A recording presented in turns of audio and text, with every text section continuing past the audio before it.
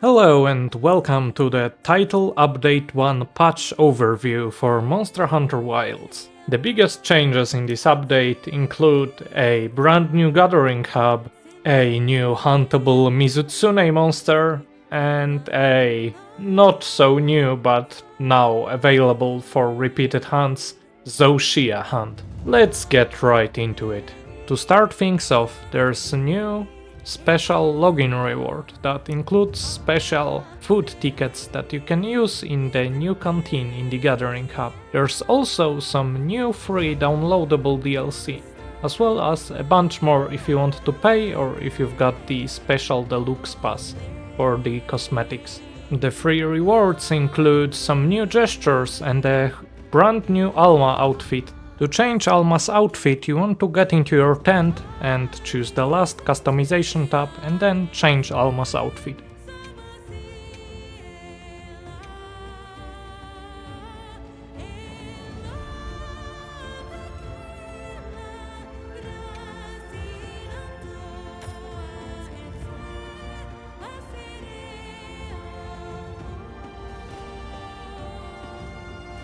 Now, let's talk about how you get into the Gathering Hub.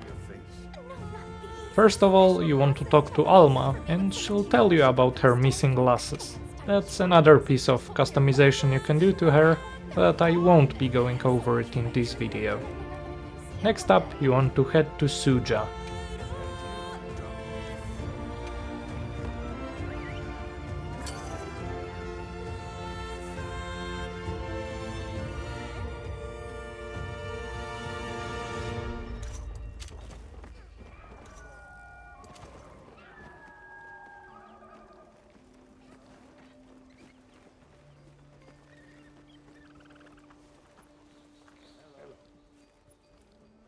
Once you're there, you can talk to Werner to unlock the repeatable Zoh Shia hunt.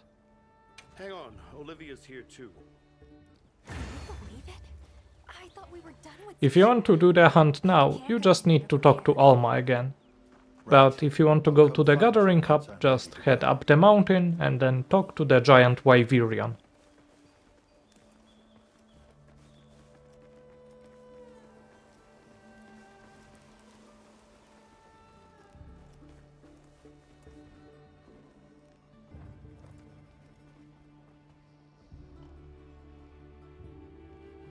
Good hunter, I bear glad tidings. The serenity you ushered in has opened the way back to our place of prayer.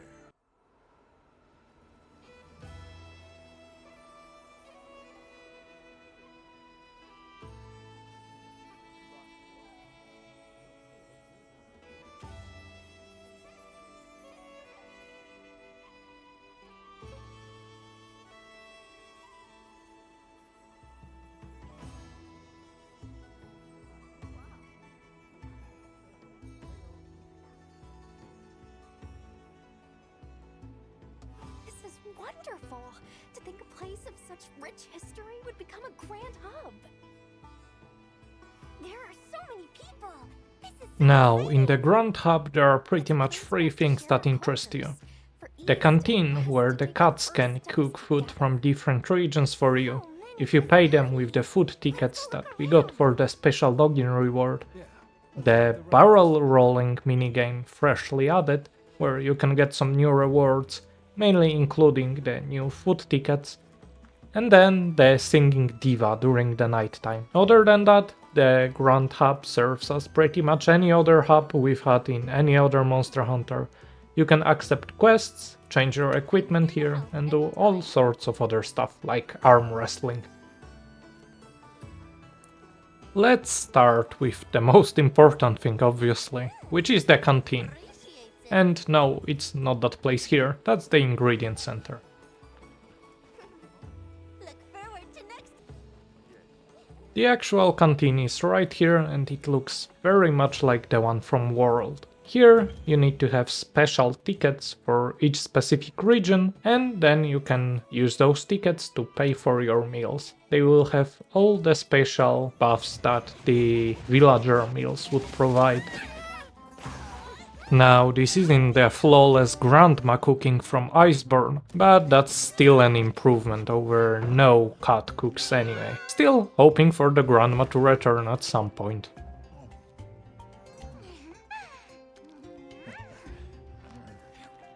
Now, with our bellies full, we may move on to the barrel rolling minigame. My suggestion would be to try rolling it outside of the event a few times, because you can actually pick up and roll the barrels at any time.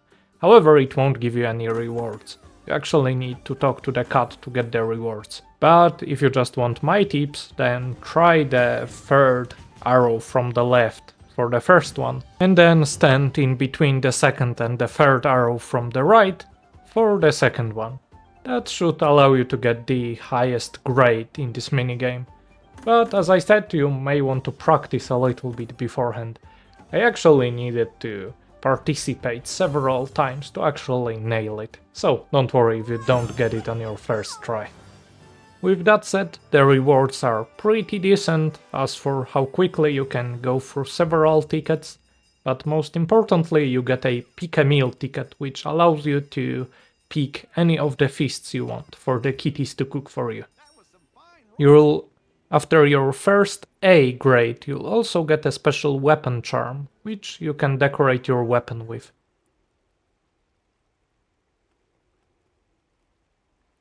The ones you get are the barrel bowling trophy and the barrel bowling strap. Now let's get on to the new quote-unquote hunts, because Zoh Shia is just returning. But let's go along with it. After you've talked to Werner in the Suja Peaks, you just want to talk to Alma again, and she'll take you over to the quest.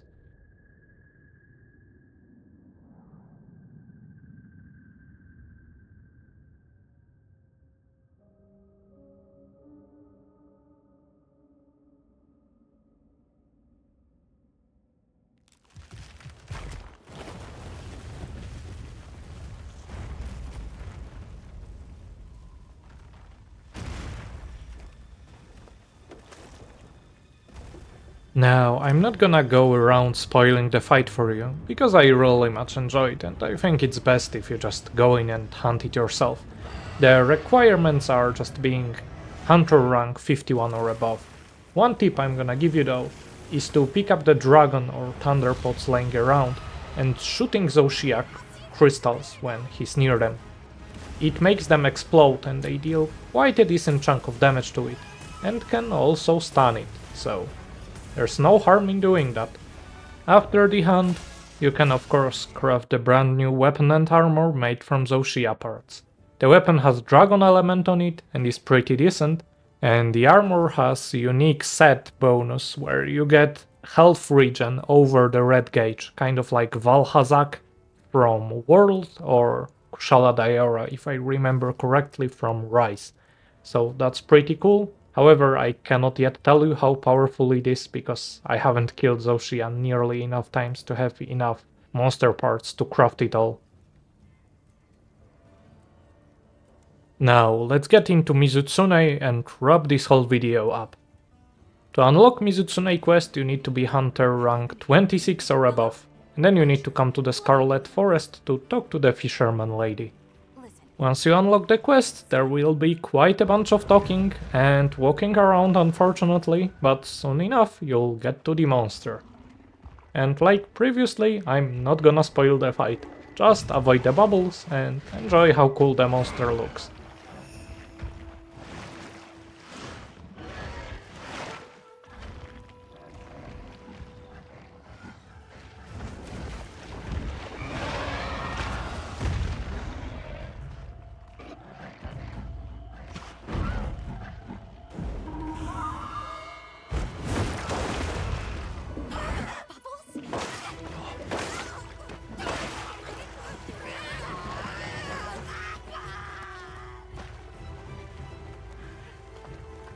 And after you're done with the hunt, you can craft its weapon and armor.